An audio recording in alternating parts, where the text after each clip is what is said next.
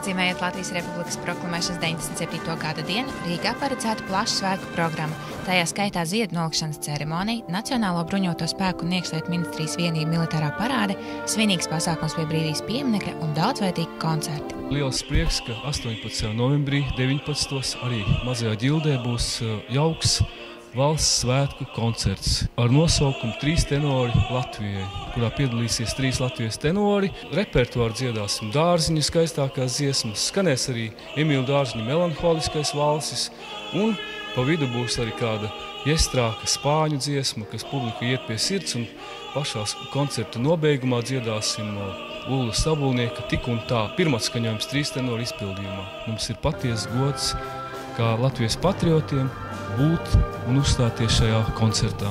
No tumsas šķiļas gaisma. 18. novembris, 4:30 vakarpusē. Lielā Ģilde, Rīgas muzikas skola, apvienotais simfoniskais orķestris no 2. gadu jau. Pēc kāds mums ir tas gods un iespēja uzstāties uz Lielās Ģildes skatuves. Un dzirdēsim gan varbūt tādus dižgarus no senākiem laikiem, kā Jurijāna Andreja un Emīla Dārziņa darbus.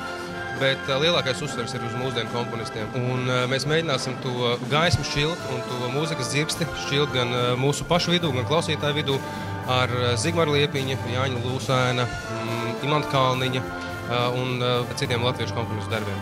Un mums ir, manuprāt, tāda brīnišķīga iespēja ar jauniešiem kopā sadarboties ar arī jaunu, ļoti profesionālu dziedātāju, Daumantu Kalniņu. Mēs koncertu noslēgumā 3 skaņdarbu saskaņosim arī ar viņu kā solistu.